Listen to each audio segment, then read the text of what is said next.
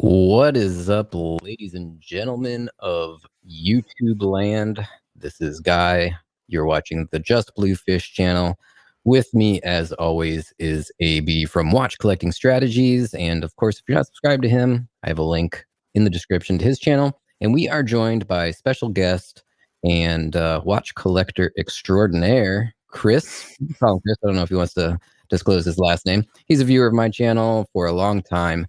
And I told this story during the last live stream because he was in the comments that if it wasn't for Chris, my channel would not exist. Chris, when I first got started doing YouTube, reached out to me, offered to loan me some watches. So a lot of my early reviews, especially Seiko watches, were all watches that he very graciously shipped to me, let me borrow, let me do reviews. So I've probably said it before, but Chris, I absolutely owe you a debt of gratitude that I can probably never repay for all the help that you gave me with my channel. So thank you very much. I was happy to do it. I really liked your content and your detailed reviews at the time, and I just wanted to see my watches on there. So thank you for having me. I've seen a few people over the years, and I'm like, oh man, I just want to see my watch on YouTube. So that's pretty cool. Before we get started with the watch topics, AB, would you like to say anything about what's going on with your channel or anything at all for that matter? Nothing much. Just hello everyone. We haven't done this. Actually, we did this about a week ago. But before that, we haven't done this in a long time. I might be a little bit rusty, but you know, just regular watch content and whatnot. And I'm excited to see and review Chris's collection today. So welcome. Glad you lent in a lot of watches to Guy so he could be where he is right now. That's really awesome. All right, so yeah, what do we have on the docket for today? A couple of watch topics we're going to cover first, but then we're going to be taking a look at Chris's collection. Not all of it, because he has quite a few watches, and I don't think we'll have time to get through it, but kind of, I don't know, some of the favorites of his. He sent me a whole bunch of pictures, some of my favorites from his collection. We're going to find out why he chose some of the watches that he chose to be a part of his collection, what he thinks about them, and me and AB are going to share our thoughts on what we think about his collection. So it's really cool to have a viewer on the channel here with an amazing collection to share with us, and I think it's going to be fun. But first, let's talk about something that just popped up on Instagram and probably Facebook and everywhere else. Tudor put out a little teaser that says, I forget the exact text, but it was like, something's coming May 25th. They put out a little tiny teaser video, and it's like two puffs of smoke that collide into each other, and then it forms the Tudor logo. And obviously, all the watch channels are going to be speculating on what this means over the next couple of days. So I figured, hey, let's spend a minute and talk about that. I'm going to go first, and I'm just going to say here is what I think it is that they're going to be releasing in a few days, and most definitely what I think it isn't, because I suspect that a lot of watch channels are going to say, Tudor's finally doing the Submariner, right? Like, nobody here actually believes that Tudor is ever going to release a Tudor Submariner, right? I'm assuming. AB, Chris, give me your thoughts on that real quick. Do you think Tudor's ever going to do a Submariner, and could this possibly be it? Chris, you can go first here. I wish they would, because I really do like that model. So I especially like the one with the snowflake hands and the squared indices. That's still one of the Submariners, right?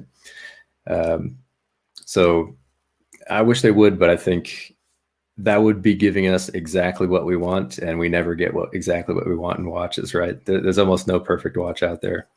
There really isn't. AB, now before you tell me what you think they're going to do you think they're ever going to do a Tudor Submariner? Because like I had mentioned, they're very, there's going to be a lot of people that are very, very certainly going to be suggesting that that's what's going to be coming. What do you think? Is that possible? I highly doubt it.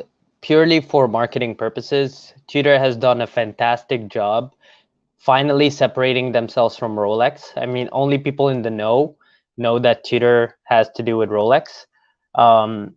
But they've done such a good job separating themselves that it would be a very stupid move, and they should fire whoever's in their marketing team to do that.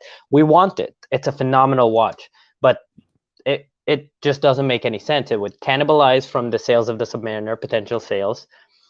And also from a brand perspective, while Tudor is under the umbrella of Rolex, they don't want to be Rolex. They want to be their own thing. They want to be something different. Yeah. Mm-hmm. Blue Shoot Buddha says a Tudor Submariner is never happening. Rick on watches will not happen. And Rohit, I don't know. I'm sorry, buddy. I'm sure I'm mispronouncing that, and I apologize, but no way a Tudor sub, maybe a Coke GMT. Let's talk about what we think it's going to be. And I'm going to start this off with saying that I think because we had those two little puffs of black smoke, I think it's going to be a blacked out ceramic Black Bay or Black Bay 58. That's my prediction. Other than that, no, I don't have anything other than that. I really think that's what's going to be. And I'm going to go on record as saying a blacked out ceramic, some flavor of Black Bay. Chris, what do you think that little teaser was alluding to? So I'm not reading into the smoke too much, but I think that I think there was something recently announced about Marine Nationale and Tudor partnering up. And I think it might be a Pelagos Marine Nationale. Okay. What about you, AB? I have to agree with both of you. Both of you, honestly, those are great predictions. This is the one time I'm stumped. And the reason why I'm stumped is it's so random that Tudor is doing this so soon after their releases in Watches and Wonders. I am stumped. I don't know what, if it has to do with the Marine Nationale, I do agree it will be a Pelagos. If it doesn't, then it's some form of Black Bay. Ceramic is a good one. I don't think it's gonna be another chrono. If I had to guess, it would be a blue-ish Pelagos. I don't know why. Every time there's somebody collaborating with Marine Nationale, it's always some kind of blue.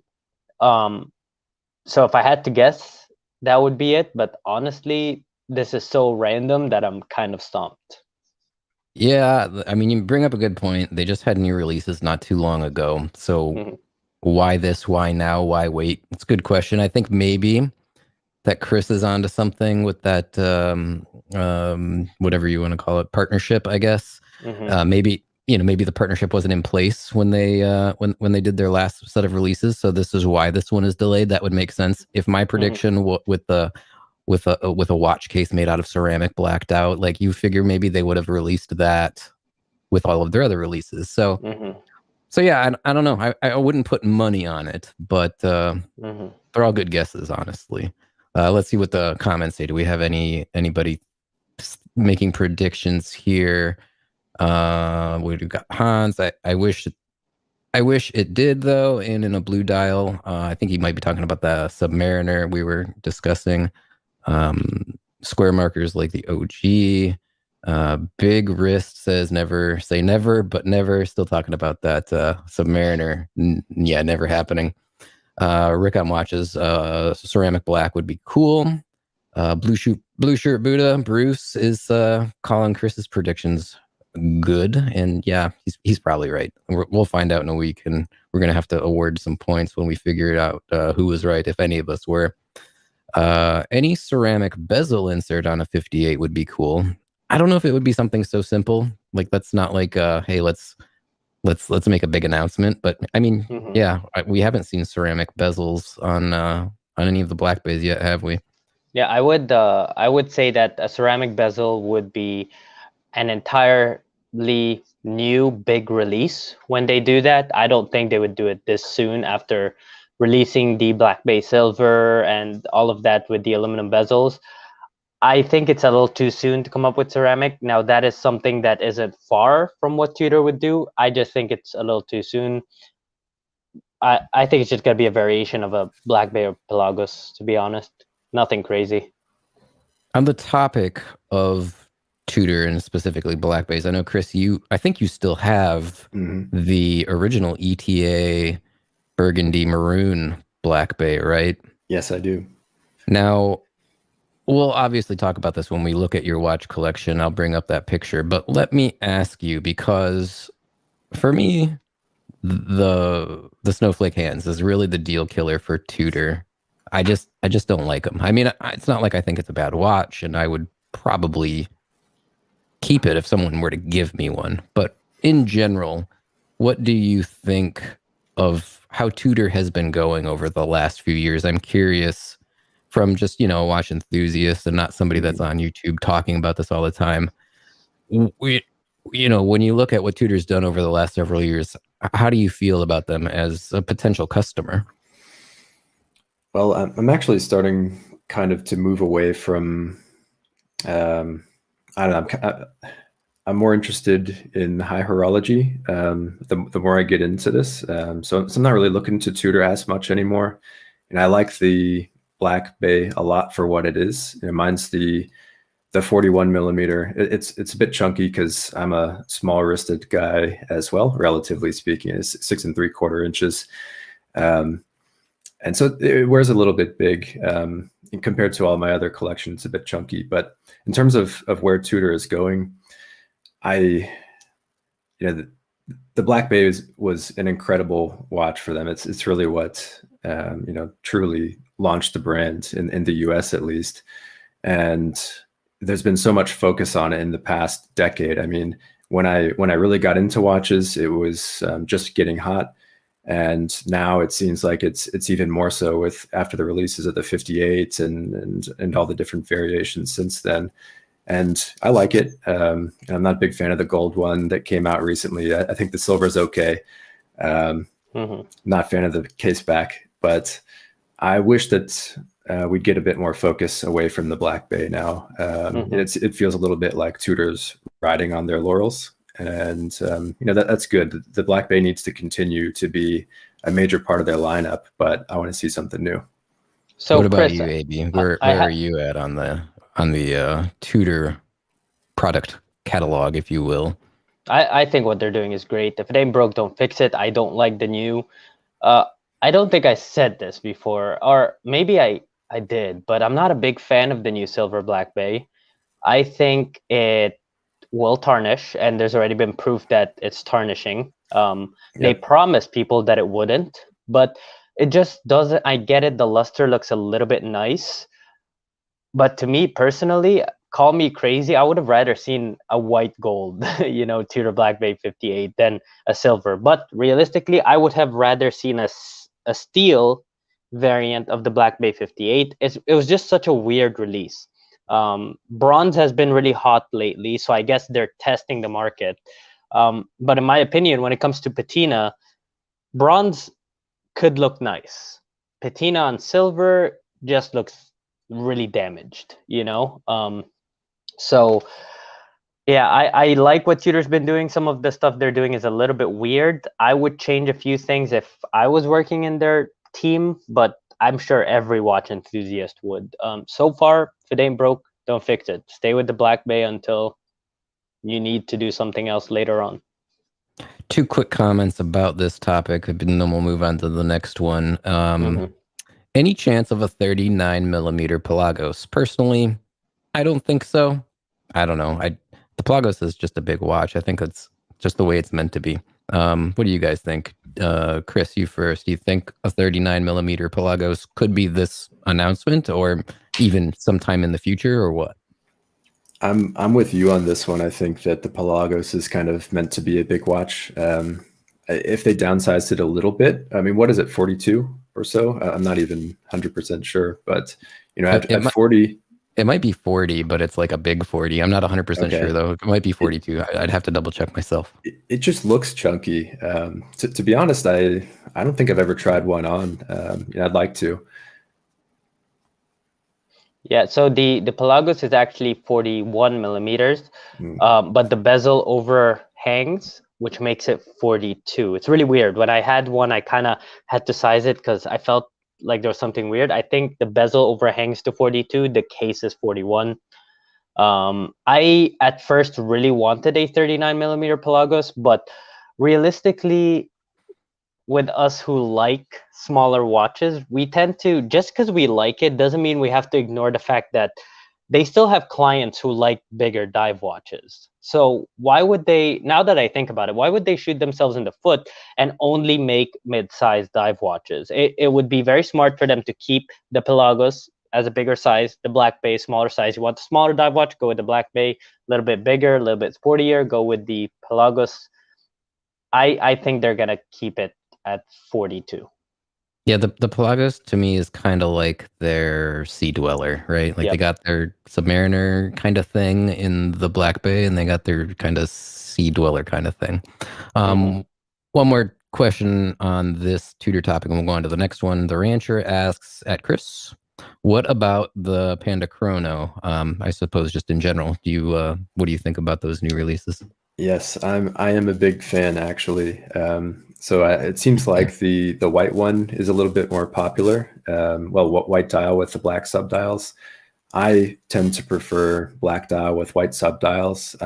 And I'm a huge fan of the 6263 Daytona. So that'd be black dial, white subdials, and the big red basically. So I like it. The only problem I have with them is it's in the big case. I think that watch could do a 39, and I wish it was thinner.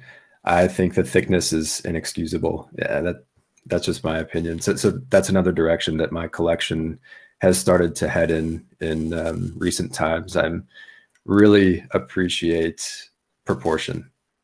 Yeah. At first, I thought I liked the white dial with the black subdials better, but the more and more I've seen just pictures of them, I haven't seen one in the middle yet. I think I'm kind of falling in line with your line of thinking there too, the black with the white subdials. But regardless, let's go on to the next topic. And this was an idea that AB had brought to me that kind of thought we would talk about.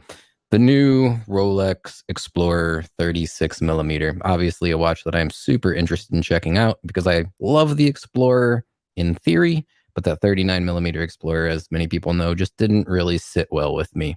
So I would love to see that new 36 millimeter Explorer in person and probably have one day. The problem is, if I wanted one today, it's going to cost me apparently $20,000. AB, what are your thoughts on the current status and of the Explorer? What's going on? I don't get it.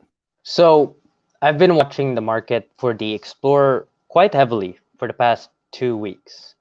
And a lot of dealers, private sellers and stuff. Now, keep in mind, the Explorer is just starting to get to people's hands. Like, for some reason, the Explorer came really late.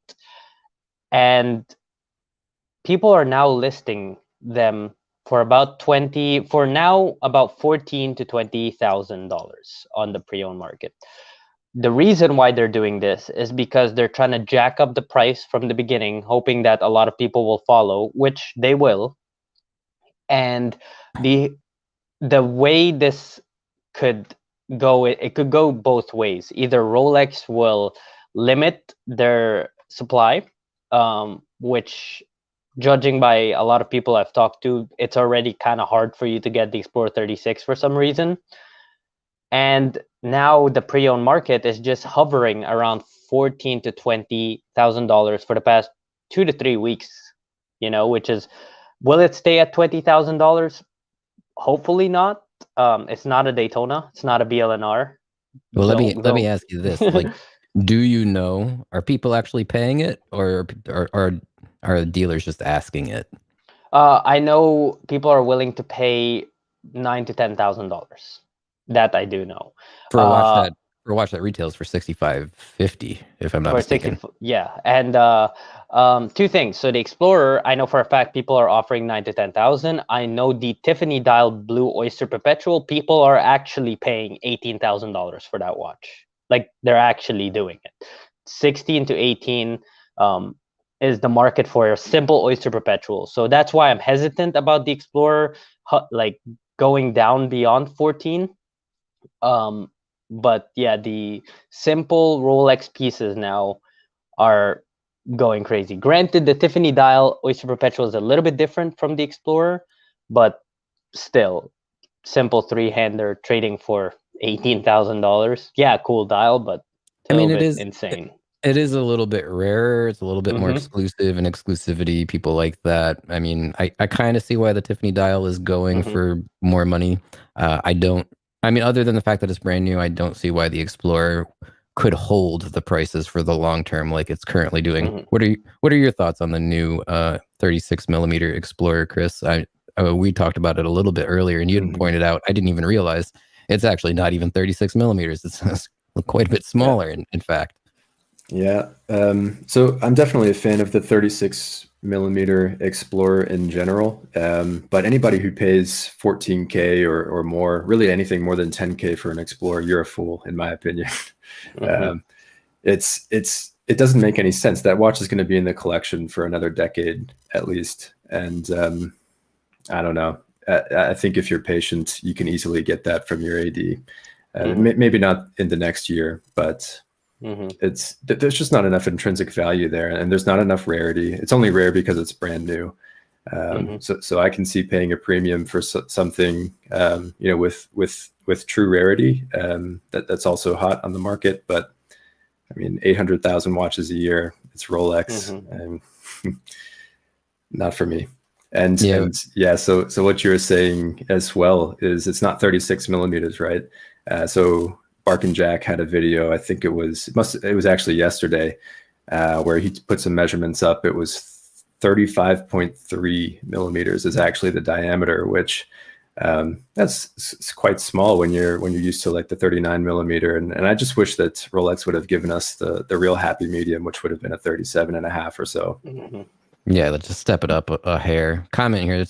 I think this is an accurate comment. The Explorer will be available once the market settles, and the size is not to everyone's liking, which will help us medium-wristed guys. And yeah, I mean, that's the thing. I don't expect that this will be a wildly popular watch long term. You know, most people don't want a 35.3 millimeter diameter watch with probably a 45 millimeter lug to lug. That is for a gentleman's watch, I mean, borderline petite. So yeah, I think if you want one, like me, like if there's any of you guys out there that want one, just wait a year, and like I'm sure you'll be able to find one for retail. I can't imagine that it keeps these prices that it's currently at, and that it is going to be hard to get long term, like the GMT Batman or the Pepsi or obviously the Daytona. I'm guessing the new Submariner is probably going to be hard to get for a while, but that's another one where like that's going to be in the collection for a really long time. So even if you wanted a brand new Submariner, just wait, you'll be able to get one.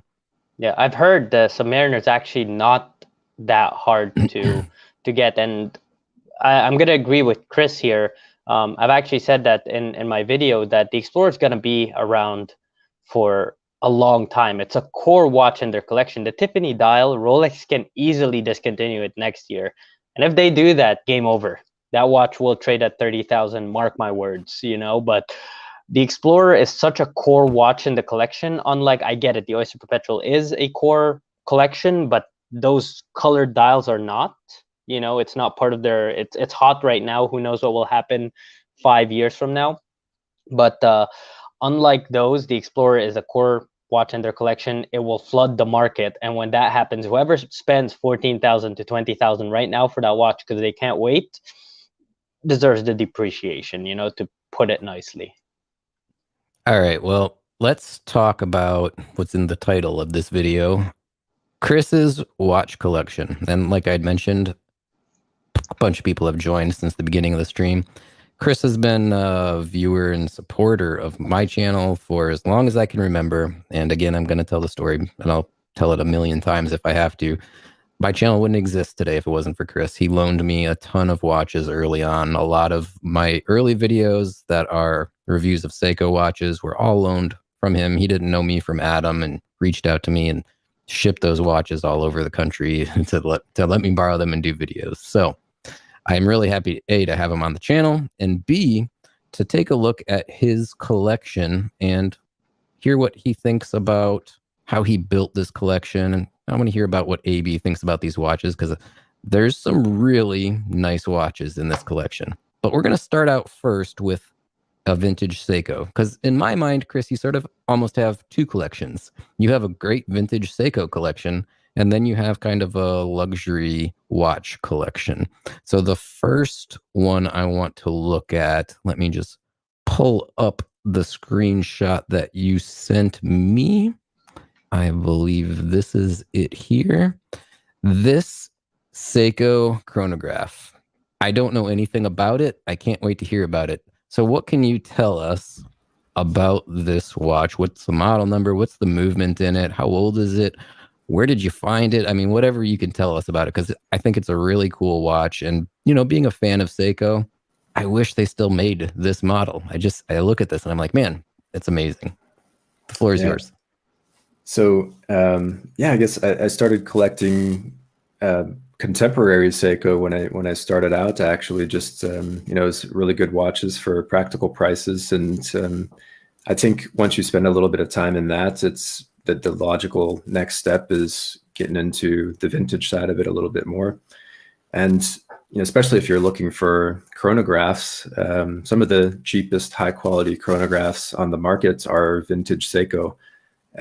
This one is the 6138-8020, and I haven't gone through these reference numbers for quite a while, but I believe that is the correct one for this. It is a vertical clutch chronograph. It's, pretty high tech for considering it's from the 70s. And I just think if you take a look at the dial close up, it's a bit hard to see here, but the details are pretty incredible. So there's vertical brushing. That's actually a silver dial. Comes out white in some pictures, but it's a nice silver. And I just like the aesthetic of these watches. And then the other thing that I found interesting about this one is they're very highly faked, or there's a lot of them out there with aftermarket parts.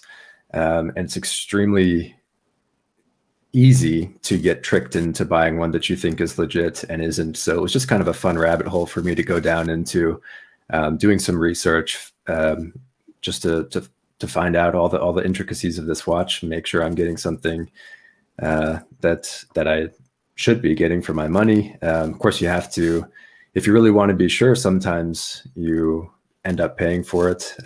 This one, I paid around $1,600, so it's quite a bit. But I don't know what they're going for today.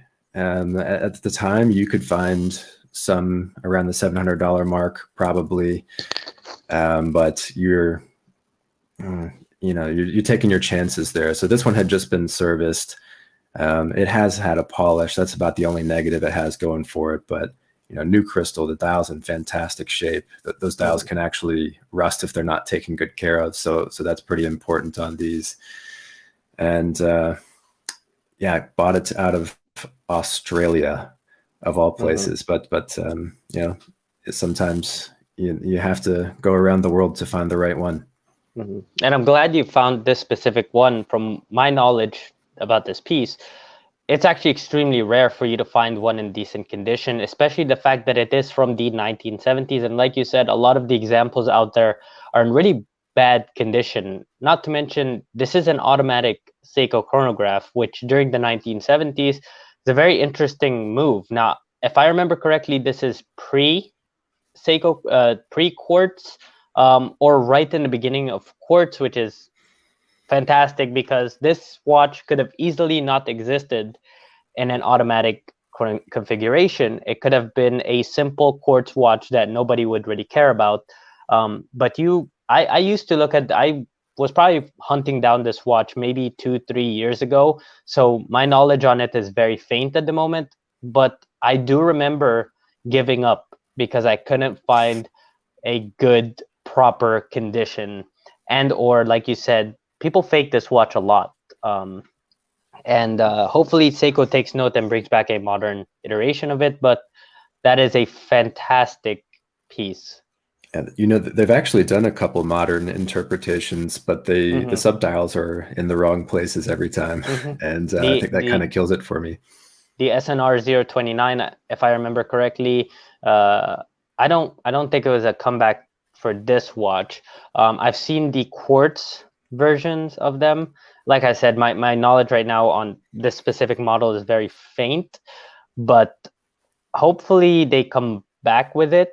But we'll see. I'm glad you found this one, though. I know firsthand that was probably a very difficult hunt for you. Yeah, You know, that's the part of thing- the fun, though. The thing I would comment on this watch, and you mentioned it was kind of expensive at $1,600. Like for a mechanical chronograph, that's really not that bad. I mean, I know they got some Seagull Chinese movement mechanical chronographs now that are relatively affordable, but you look at like the Hamilton Intramatic, which is one that I like a lot. I mean, that's $2,000. That said, let's move on to the next watch. We're not going to go over any other vintage Seikos because you got a bunch of them and you got a bunch of really great luxury watches too. So let's jump into some of the luxury watches. And the first one I'm going to take a look at, I think, is one of, if not your newest, one of your newer acquisitions, and an impressive one at that. We have this FP Journe. Now, I'm going to be honest, when a watch is so far out of reach for me monetarily, I don't even really spend a lot of time researching them or looking at them. So brands like FP Journe, a lot of the products in the Patek catalog, things like that, watches that I think are cool, I honestly don't know a whole heck of a lot about them because I'm never, ever, ever going to own one. Mm-hmm. But you have this one now. What can you tell us about this? So, Chris, I have a quick question for you before you tell us about this watch.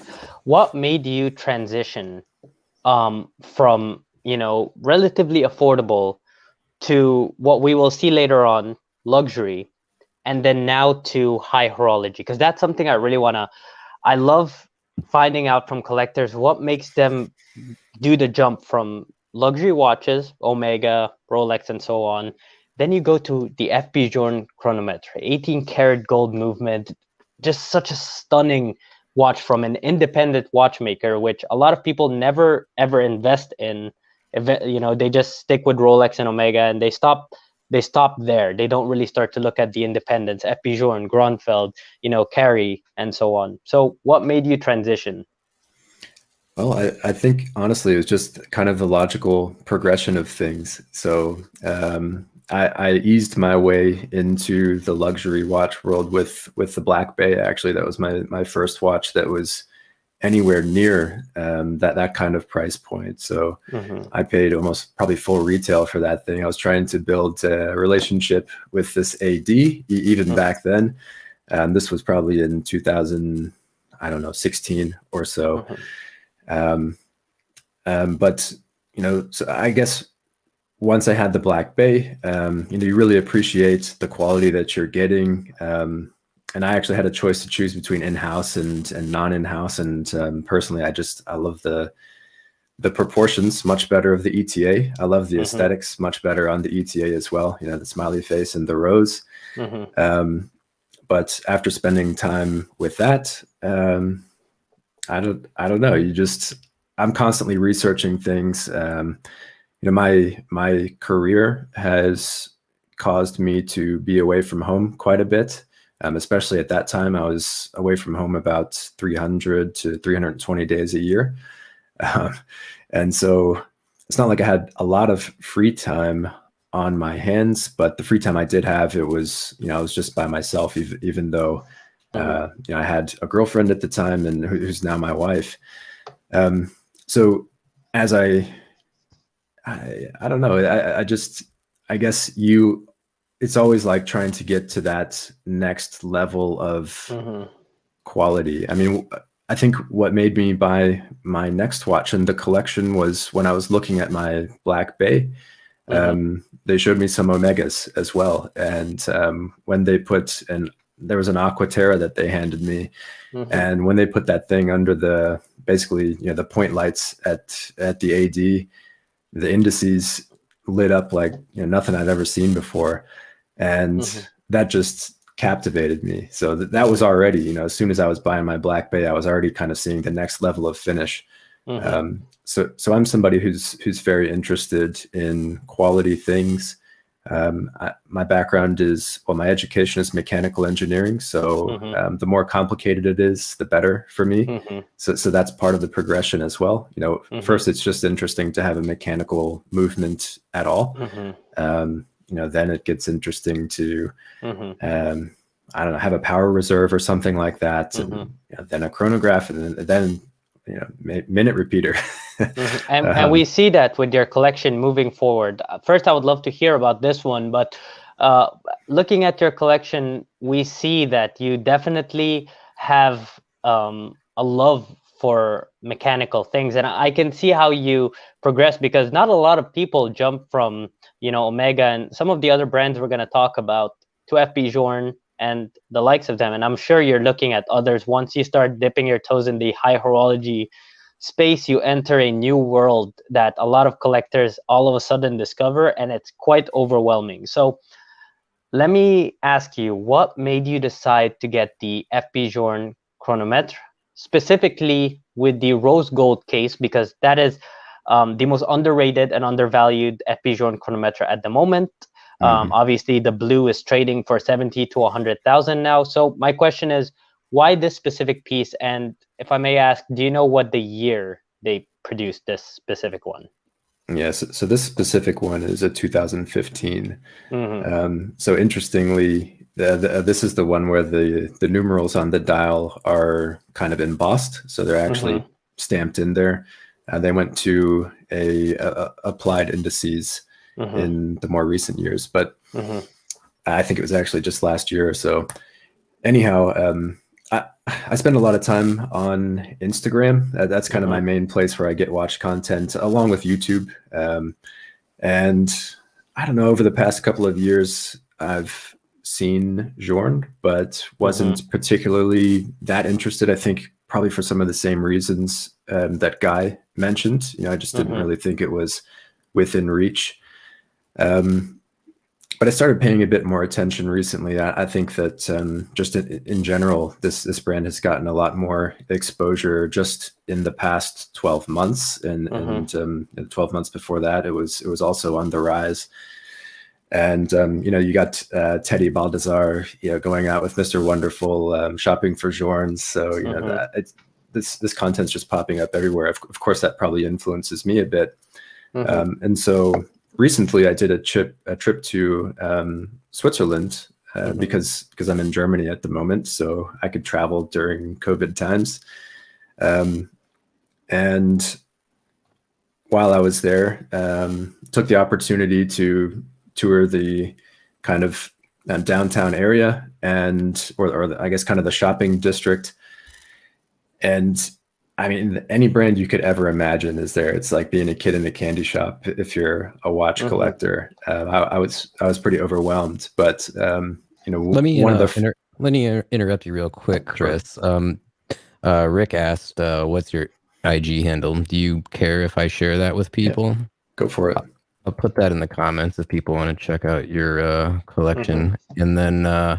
I don't know if you want to answer this question, but Brent asks, just curious, and as you can see, I threw up a picture of the backside with the movement of the watch, but he asks, just curious, what does something like that cost? I don't know if you want to discuss the price, but two questions people have asked. I don't know if you've been watching the comments.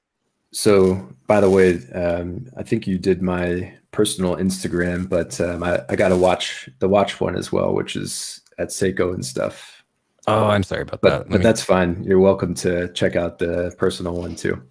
I just don't post there very much. More active on Seiko and stuff. Yeah. No, I that was my mistake here. Let me post the watch one. No worries. So, in terms of pricing on this one, Journe doesn't really publicly advertise their pricing, but if you call up one of the boutiques, they will. I believe they'll tell you. Without having to visit there. But on this one, retail in US dollars is just over 35K. And in the past couple of years in the pre-owned market, you could get these for somewhere in the low 20s. And now you're paying essentially exactly retail for these just over the past year as values have increased and popularity of the brand has increased. Yeah, just a couple of weeks ago, actually, your specific model is now trading for anywhere from 38 to, I would say, 42. And so obviously you did really well with the FB Journe. Beautiful watch, the caliber 1304, I think. Yeah, the caliber 1304 is an absolutely mesmerizing movement to see in person. I'm sure when you got it, you were staring at it all day. Now, Well, before we move on, I just wanted to ask you one question. What made you go with the gold and the white? So when did you buy this? Was it during the time the blue was hard to get, or not yet? No, so actually, so when I was visiting Switzerland and Geneva was just in March, and that's when I had the opportunity to visit the Journe boutique.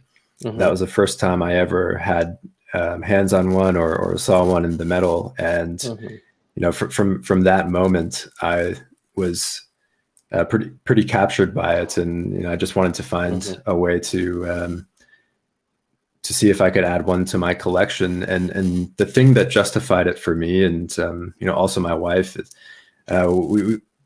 I've over the past couple of years, I've told her, hey, you know, we should buy this Aqua, or hey, we should buy this Nautilus or this Royal Oak, right? And, oh man. Every time one of them gets discontinued and doubles or triples in price, I'm like, hey, did you, or you know, this is what happened. And finally, you know, the same thing happened with the 15202. And she said, why don't you just buy one? Like, there's nothing stopping you from doing it. And I always felt bad about it. It was, you know, it's kind of like guilty to spend that kind of money on a watch, but if you consider it as something that's at least going to hold its value and maybe pay off for you, then that's part of the reason why I added the Journe. So just recently she said, you know, if you think that there's something that's investment grade, just buy it. So with this one, we visited Journe. We had that experience together. And this one was one of the most attainable on the market. And it was actually her favorite one. So we were looking at them together on Chrono 24 and other places, you know, just looking at the various ones that were available relatively in our price range. And we both liked this one. And I decided to pull the trigger. And actually, I don't even have it in my hands. It's waiting for me back in the US. So it's a very, very recent purchase. Yep. All right, so let's move on to the next watch because I want to get through a few of them, and we're already at 43 minutes. Now, this watch, you've owned a couple of Rolexes. I think you had a Hulk Submariner, but this, if I'm not mistaken, is the only Rolex that you still have in your collection, and it's an interesting choice, to say the least. It wouldn't be my choice, if I'm being perfectly honest, but it is the Milgauss. It's interesting that now, number one, I know you're an engineer by trade. Your education is in engineering, and I think I get why this watch appeals to you. But it's an interesting choice that this is the Rolex that you said, okay, I'm keeping this one. I'm getting rid of the others. And, you know, talk to us about that process a little bit. Yeah, so I see this as the anti-Rolex, and that's part of the reason that I like it. You know, I think, you know, a lot of people have made that comment in the past. I have a side to me that's very calm. I also have a side to me that likes to get a bit more creative and likes some crazy colors like the green and the orange that you see on this watch. And I remember, I think probably all the way back in 2012, before I ever considered buying anything like this, you know, long before I actually got into any kind of serious collecting or any collecting at all of watches, I saw one of these at an authorized dealer and I was just captured by it. It's not what I expected to see. So it's a couple of my favorite colors on there. You know, have the engineering connection. And it's just something different. I'm a bit of a contrarian. So this fits my personality to a T. What do you think about the Milgauss, AB? I don't think you and I have ever discussed this watch before, so I don't know what your feelings are on this watch. And suppose you had a Hulk Submariner and a Milgauss in your collection, like Chris did at one point, and you had to get rid of one. Which one would you keep, just out of curiosity? The honest answer is I would have sold both of them. That's the honest answer. The Milgauss, I love the way you said it's the anti-Rolex, because that literally changed my entire perspective on this watch. I don't like it. It never appealed to me. I always found it kind of quirky, and for me, I love Rolex. Not a huge fan of Rolex. I've made that very clear. But I like Rolex. You got to respect them. And the Milgauss is a very interesting piece. Now, it's not to my liking, but now that you called it the anti-Rolex, I'm also kind of like, if you see my collection, you'll see that I love going this way. I don't like ever going, Submariner, Speedmaster, all the, I love different things. And now that you said that, I kind of like it. It puts it in a new perspective for you. Yeah, it's weird that some watches could do that, and so yeah, I kind of like it. And given that you're an engineer, it's perfect for you. Yeah, it is. It is a good choice for Chris. And while I don't dislike it, it is a little bit more. I don't know, different. You got that lightning bolt kind of seconds hand motif and the colors and the green. Yeah, I don't think I would own one, just because I have to be pretty selective about where I put my money. But I do think it's cool, and I think it's definitely, for the right person, definitely a cool watch.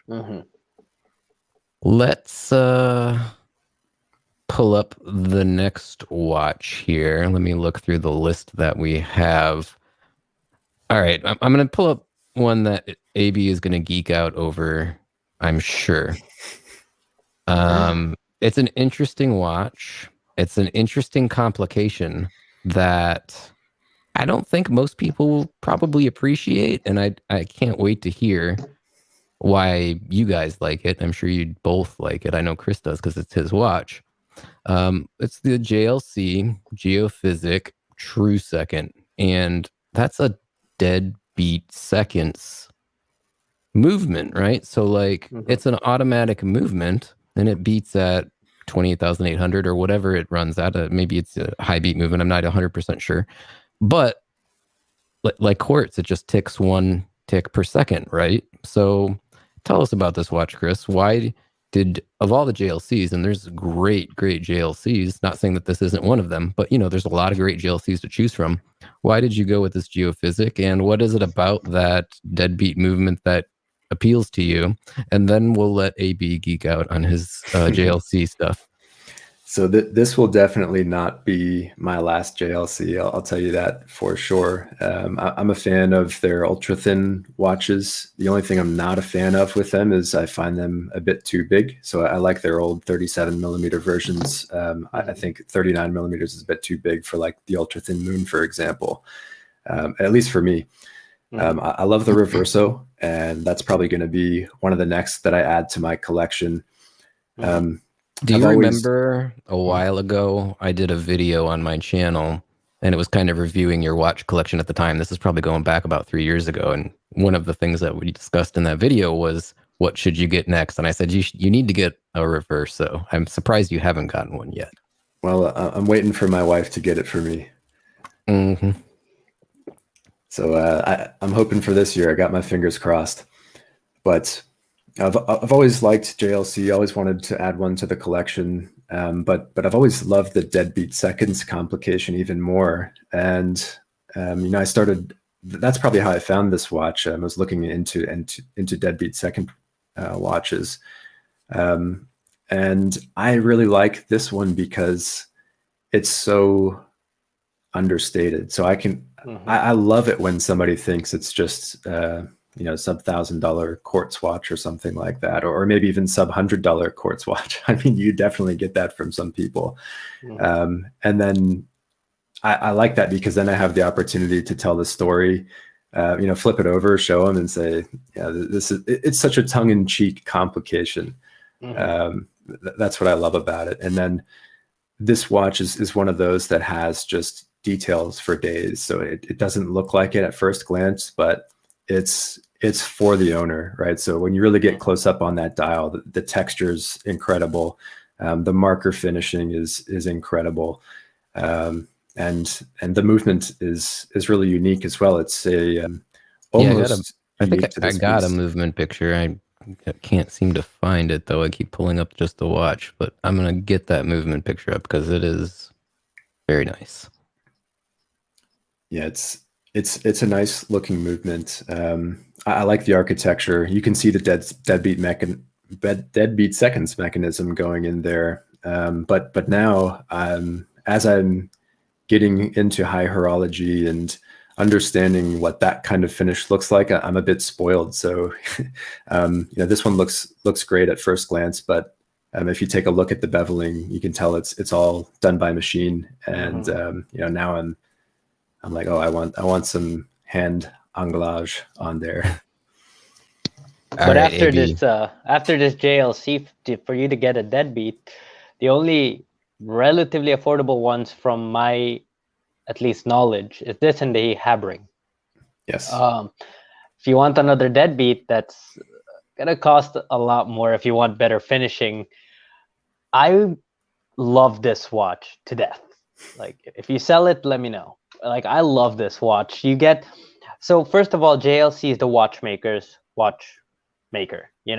and a deadbeat seconds is really a watchmaker's complication, because it's just complicated for the sake of being complicated. It has no real function, in comparison to a mechanical watch. The JLC, I put it under slow motion, and what you can see is it doesn't tick like a quartz.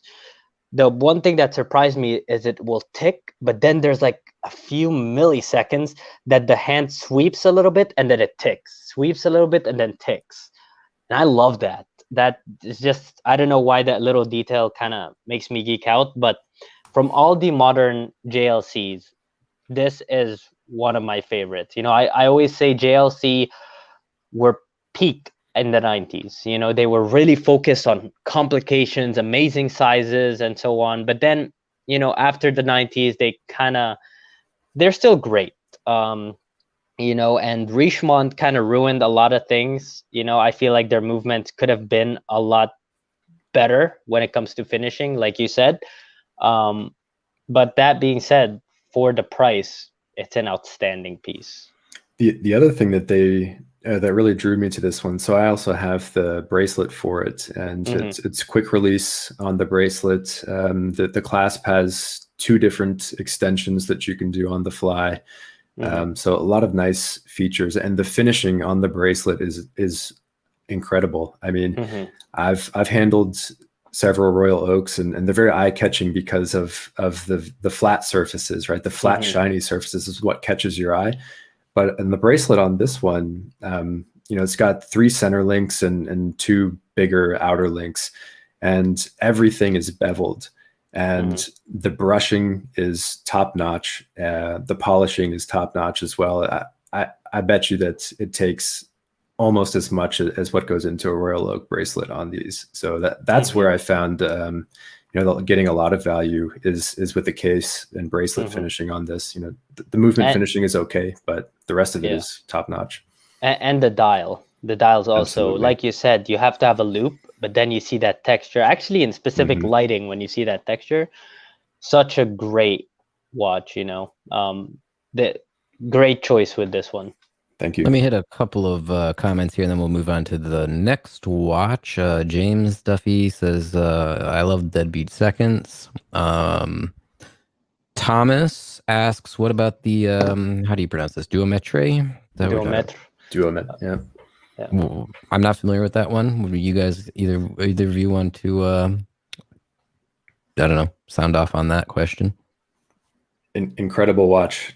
I don't know much about them. I've seen a couple of Tim Masso's videos on them, but haven't done much research myself. Just they look amazing. But last month, price range. Last month I almost pulled the trigger on the Duometre Lunaire. Obviously, everybody tells me to get the duometric chronograph, and putting it up against Tim also put it up against the datograph.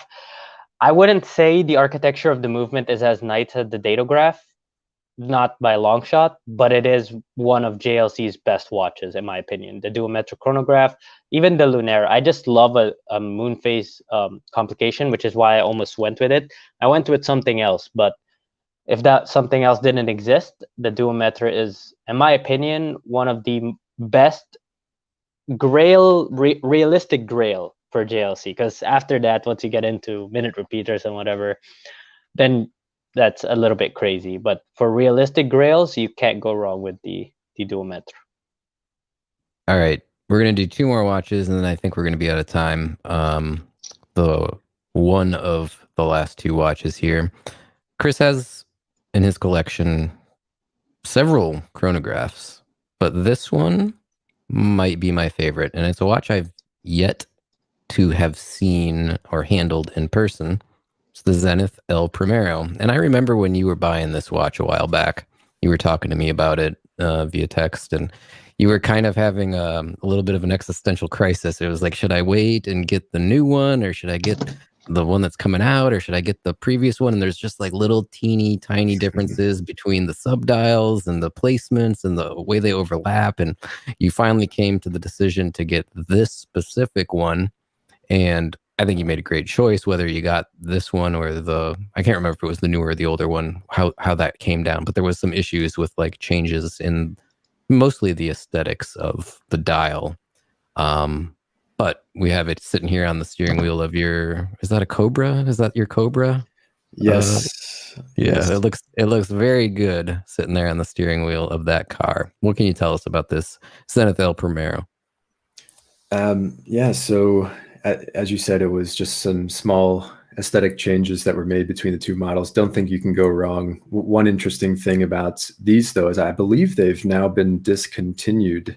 And so prices are actually popping up on these as well. So now you can only get the kind of, the one that looks like a Daytona, and the crazier El Primeros, and then the true ones that hark back to the 70s and late 60s, kind of the more squared off case designs. I don't know what you call it, but so I am glad that I have this now, knowing that I can't go out and get one new. And also only the newest, or sorry, the oldest of these particular ones where they made the aesthetic change to the dial. They made the subdials a bit smaller.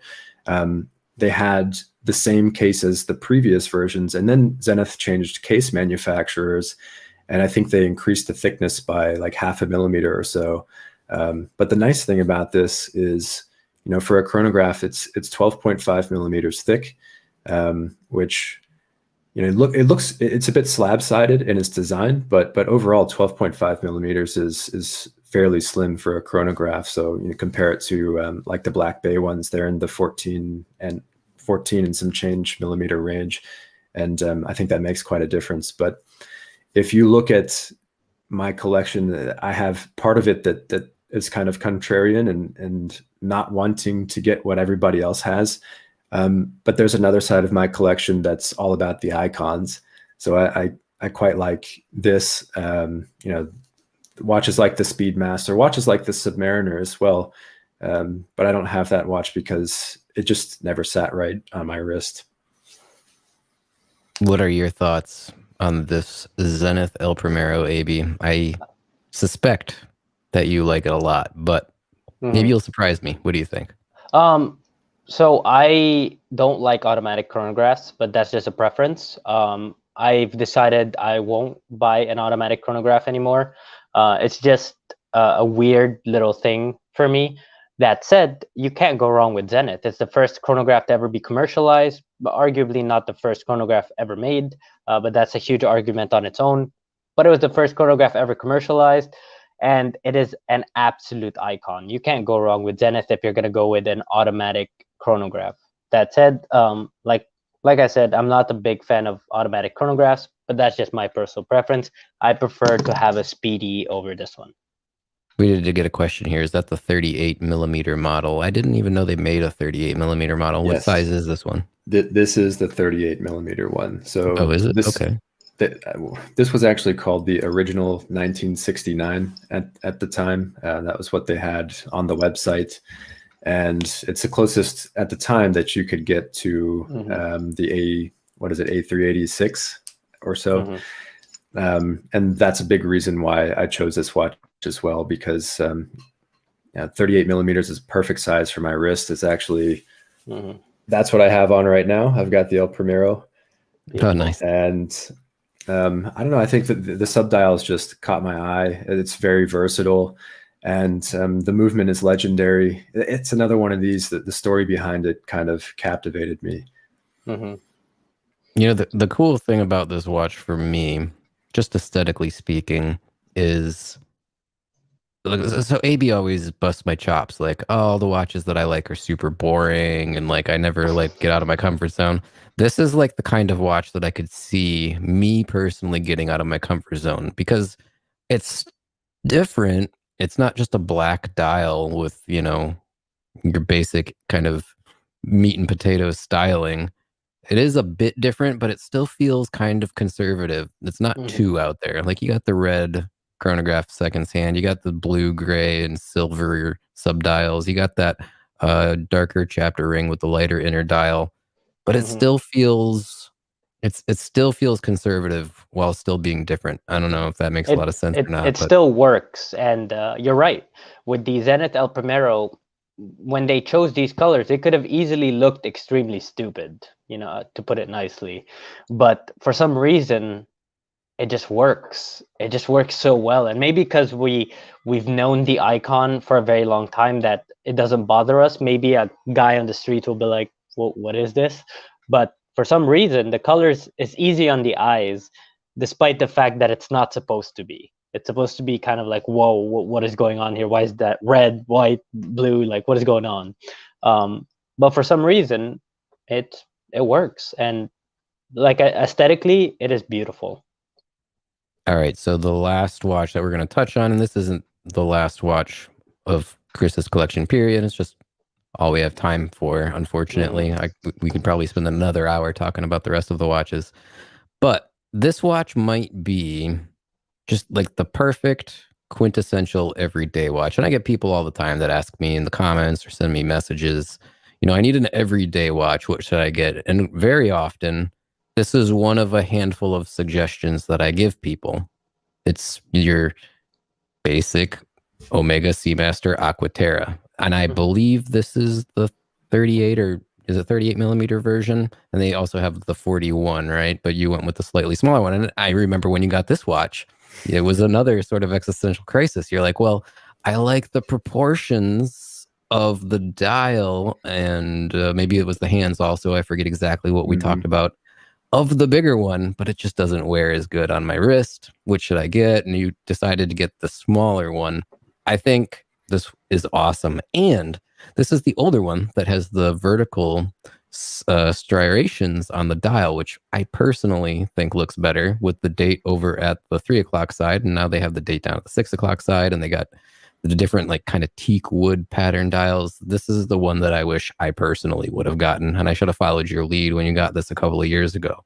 But yeah, that's my recollection of when you got that. I don't know. Why don't you fill us in all the gaps that I've missed? Yeah, absolutely. That is the 38.5 millimeter version. I find it a little bit stubbier than the 41 millimeter version, but with my wrist size and just my taste for how the watch looks on my wrist, I had to go with the 38.5, and I'm glad I did.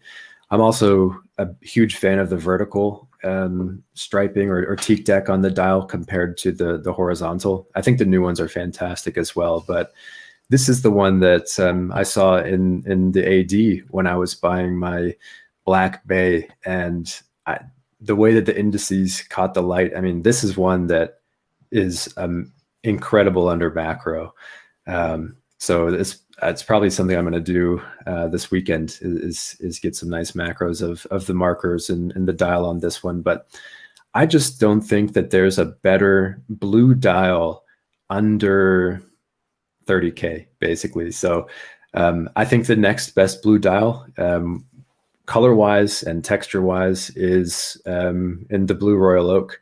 My next favorite blue dial is the Nautilus, and so for me, it's a no-brainer. This is 1/10 the cost of either of those ones, and it'll never leave my collection. I mean, this watch, like, and Omegas in general, well, their prices have been going up, but like, it punches way above its weight class. Like, brand new, what was this? Probably like $3,500 or something after discount and everything. Like, Yep. you know, a lot of people say, "Oh, I want the Explorer as my everyday watch." I mean, set this next to the Explorer and really look at like the details, and you're getting a lot of bang for your buck out of this Aqua Terra. Just say it. It's better. I mean, maybe Say it. maybe it may be better. You'll get canceled on YouTube, but it's okay. I don't think this leaves anything on the table compared to any Rolex. I love this piece. A great choice. I actually really do like the older model versus the new one. The new one, every time I look at it, it reminds me of a Nautilus. The way the dial is, like, especially when I took a look at the blue dial, I was like, just change the case a little, and this is a Nautilus. So I actually do prefer the older model. Great job on that. I wanted to ask you two questions before we close out this live stream. The first question is, you obviously had mentioned in the beginning of the stream that you're going towards high horology. My guess is the next few watches you're looking at is probably from independents or really like high horology. So my first question is, we've seen your full collection. Obviously, we didn't show it here, but really rapid fire. What watches are you considering getting rid of from your collection to make room for a new one, if there's any watches you're thinking about getting rid of at all? And what are the top, since you're a watch enthusiast, there has to be more than one on your mind. So what are the top 3 that you're thinking about? So I can easily answer the top 2. So one is the Reverso. Add a different shape to my collection. I've also recently found that I like that kind of light silver to white dial with blued hands type of look. You know, I really found that with the Geophysic True Second, because I can wear it with absolutely everything. So I pick that watch up, or I want to pick it up almost every day, and I find myself, you know, trying to find reasons to wear some of the other ones. So the Reverso, another icon that I want to add to the collection. Not high horology. Or moon phase. Nope. I actually want the most basic medium mono face, at least that's what they call it in Europe, versus duo face, right? I don't even want the duo face, specifically because that single-sided Reverso comes in at 7.5 millimeters thick. That's incredible to me, especially considering the case that it has to go into and everything. Gonna engrave it? Yes. Okay, that's awesome. going to be a lifetime keeper. So I asked my wife to put a nice message on there so that I have to keep it. I'll have no choice then. The second watch, yes, exactly as you said, it's not independent. It's more like semi-independent. It's going to be a Lange, 100%. So this is where AB's eyes go. Guy, we're gonna have to stay here for another 30 minutes if you don't mind.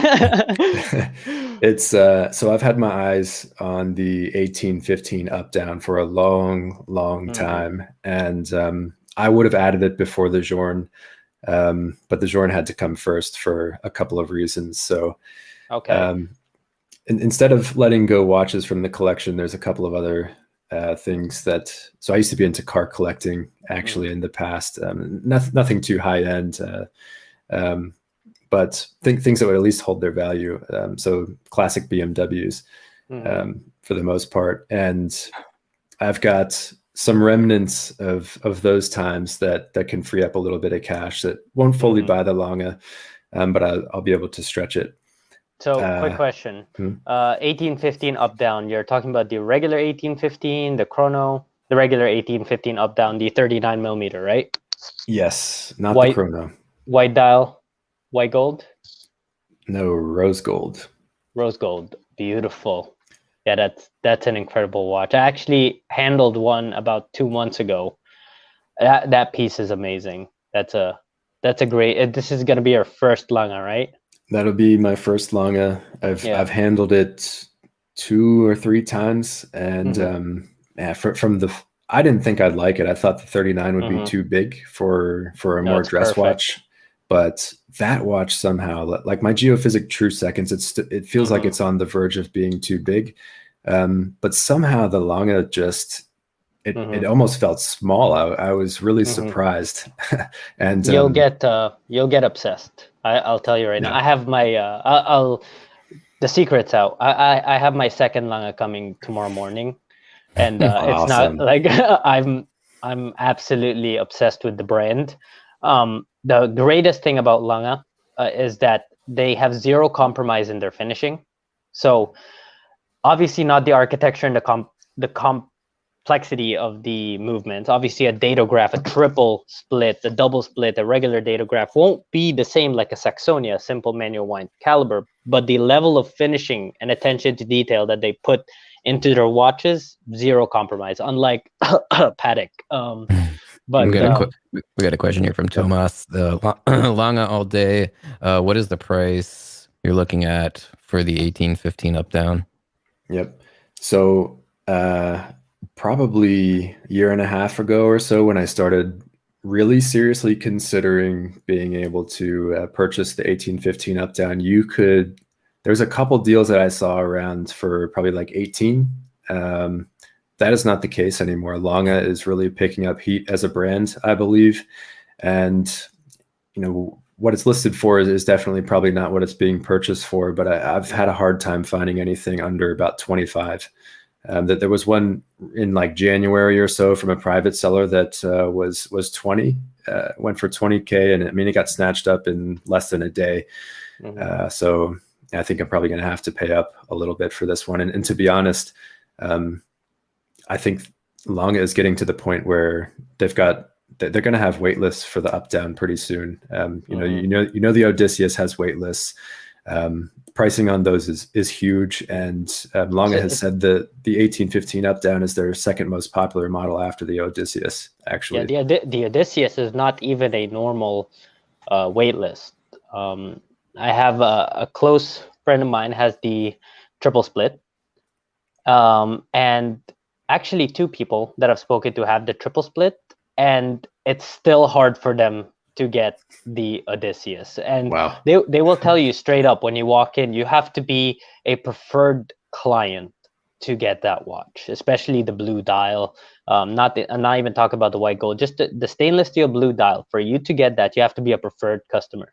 And trust me when I tell you, I've spoken to a lot of hardcore Lange collectors that theoretically the amount of money they've spent in there, you'd think they're preferred customers, but it's insane. Not to mention the business is going to be very different moving forward, which is why all the prices are going up. The only thing that hasn't been touched is the Saxonia line. Everything else, 1815s, their chronos, especially the datographs and everything, have jumped significantly in price, and it's not going to slow down, especially that the ADs are moving towards I don't want to get into it because it's a long topic, but what they're doing right now, let's just say Lange within the next year is going to be close to impossible for you to get that retail. Not to mention pre-owned prices are already climbing. In the past 2-3 months already, a lot of the pieces jumped $10,000-$20,000. Well, let's be fair though. This is really the state of the watch industry right now. Like, I was talking to Chris the other day about the Journe, and he's like, yeah, if I wanted to go in and get a new one when I was at the boutique in Switzerland, it was like 2 years, I think is what you were, if I remember correctly, you were telling me. Like you can't just even walk in and buy the Journe. You can't get your hands on at least some APs, the ones you would want, right? Patek, obviously, Lange. Like, I think obviously we can look at Rolex, and we know what that's been like for the last year. This is just the way luxury and high horology brands are. This is just the way it is, right? And the thing is, especially with a brand like Lange, I'm just gonna say it. I'm a fanboy, but it's about time that they get the respect that they deserve. It's about time people start buying a datograph instead of a Nautilus. Honestly, like I guess if it's not your thing, it's not your thing, but handle both of them side by side. If you're just into watches in general, just handle them both side by side and see what you think, you know. And I'm glad Langa's getting the respect they deserve. I jumped on the Langa that I wanted because I see what's happening with the market, and I know if I didn't jump on it now, it was going to be too late for me. But honestly, they deserve a waiting list more than, in my opinion, Rolex, you know. And it's a simple equation of just restricting supply. Every time a brand restricts supply, you know, it becomes very desirable. You know, it's just basic human nature. Some brands are, for some reason, just they don't notice it. They're Omega, for example, with their 321 Speedmaster, you know, Omega, they can't help themselves. They have to keep coming up with limited editions. It's like crack, you know. But with their 321, what happened? They restricted supply. Now it's one of the second probably most desirable Speedmaster after the Omega Snoopy. Same thing with the Snoopy, restrict supply. That's what happens, you know. It's just human nature. Well, in the case of these like high horology brands, though, Mm-hmm. do they quote unquote restrict supply, or is it simply they're making a lot of these brands are making them by hand and hand engraving and the whole nine yards? Is it Yeah. that they're actually restricting them, or is it that they're just making as many as they can, but popularity has, or demand has started to increase? Which is it, or is it a little from column A and a little from column B? It's a little bit of both. Langa does not make a lot of watches every year. Especially when you start going into independents, you know, like FB Journe and stuff like that. Like they're a lot of these brands are not doing it on purpose. Now, brand like Rolex, the reason why we don't forgive them is it's, at least from our highest speculation, it's on purpose, you know. But with brands like Langa, take a look at the finishing and the amount of time it takes to make those watches, and people will understand why these things, the more popular they get, the harder they're gonna be. You know, even smaller independents. You know, I also put a down payment on an independent that I'm not gonna say which one it is yet, and because they make less than 400 watches a year, I have to wait about 6 months to get it. You know what I mean? And that is a real restriction. You know, it's something, because they literally cannot give it to me right now. It's not like they're holding it and they're like, I'll give it to you in 6 months. No, there's a real restriction there. So short answer, it's a little bit of both, at least when it comes to brands like Langa and so on, but depends on the brand. All right, well, we are pretty close to probably a little bit over the time limit anyway, so let's close this up with some of your final thoughts. Chris, you have anything that you want to put a cherry on top of this discussion before we sign off and say goodnight? No, just thank you for having me. I really enjoyed the discussion and hope we can do it again. Yeah, you're absolutely always invited to come on. I mean, years ago I asked you and you were like, I don't know. I'm not sure if I have much to talk about. And finally browbeated you into coming on here, and was super happy to have you. So thank you very much for coming.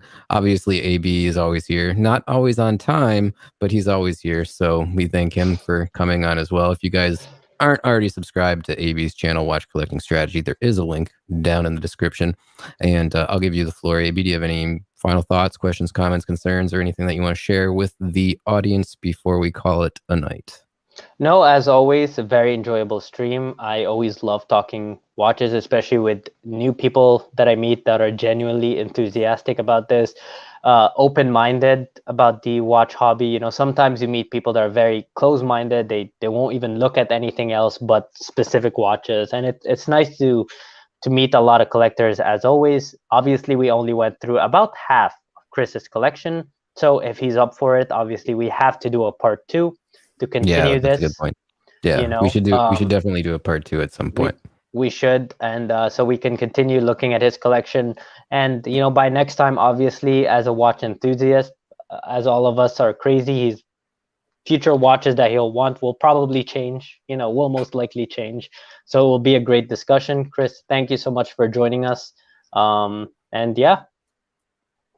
All right. Well, with Thank all you. of that said, I guess we're going to sign off. Thanks to everybody that watched us live and everyone that watches the recording after the fact. We didn't get to as many of the live stream comments as normal. For that, I apologize, but we wanted to keep the focus on, looking at Chris's collection, talking about that stuff. So next time we will do some more Q&A for sure. And until the next time, I guess I'm going to wrap this one up. Go ahead, sign off, and say bye now. Bye-bye.